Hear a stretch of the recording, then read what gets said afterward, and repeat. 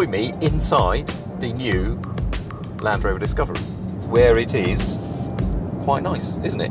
Didn't expect it to feel Discovery-ish on the inside of this car, because if you look at the outside, well, Land Rover's taken a bit of a different tack with it, and I'm not totally convinced that it is the right tack. It looks a bit Range Rover-y at the front, and it looks kind of weird and blocky with a slight sort of, like it's had a stroke on one side of the back. It's a little bit weird.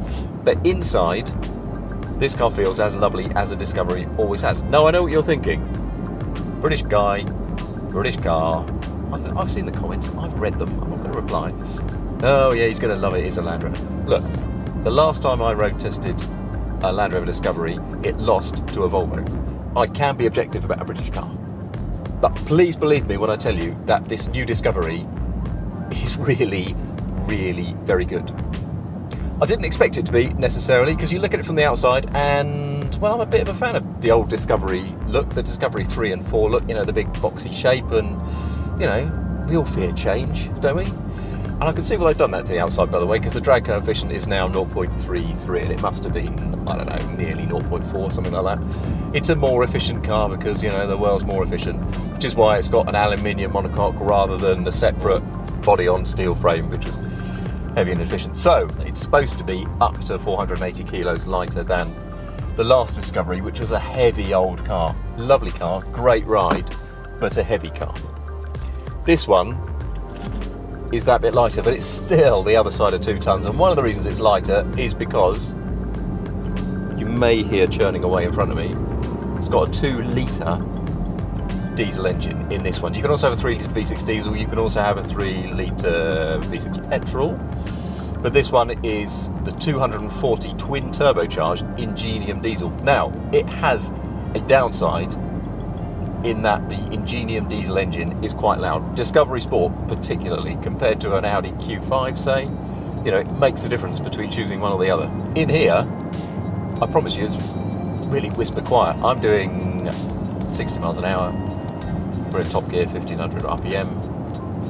If I flip down a few gears, full throttle, that's still really quiet. That's 4,000 revs. That is still really quiet. And it gets on reasonably well. It does not feel terribly underpowered. Now, there is a 180 horsepower version, but oh crikey, I'd be very surprised if it could pull the skin from a rice pudding. This one, there's a little bit of lag, but it is much, much more sprightly than you would give it credit for. The ride, this is on air springs, that's standard in the UK. It's really plush, really compliant. It hasn't really gone towards the Range Rover Sport or the Range Rover way of things. It still drives like a Discovery. It's just a very relaxing car. It's so stable around straight ahead, and it's not one of these ones where you select a different steering weight and you get different weights at different speeds. It's just nice and consistent all the time. Land Rover reckons this car goes further off-road than any car they've made before. So the wade depth is now 900 millimetres. The ground clearance can be almost a foot. The axle articulation is like 500 mil. This is a very, very capable off-road car. It's got low ratio gearbox on everything, and it's got the terrain response control, which, you know, knows where grip should be where, and it allows different things for the ESP system to do stuff and hill descent control. I've tried it off-road. It's very, very good.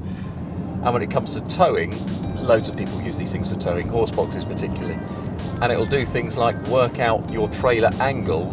If you're crap at reversing a trailer, it will, you know, you program a bit on here and it will tell you where you should turn the wheel to get the trailer where you want it to go. That's really clever. That sort of thing is the thing that Land Rover does really well. Last generation Disco was like tow car of the year for the decade or something like that for one of the towing magazines. Wouldn't surprise me at all to find that this does exactly the same. It still feels pretty bright and airy in here. It still feels pretty nice, and the boot is big, and there are 3 rows of very big seats. One of the reasons it looks a bit weird is because the roof steps up like Discoveries always have, so that the people right in the back can see out the front, which means they don't feel so sick.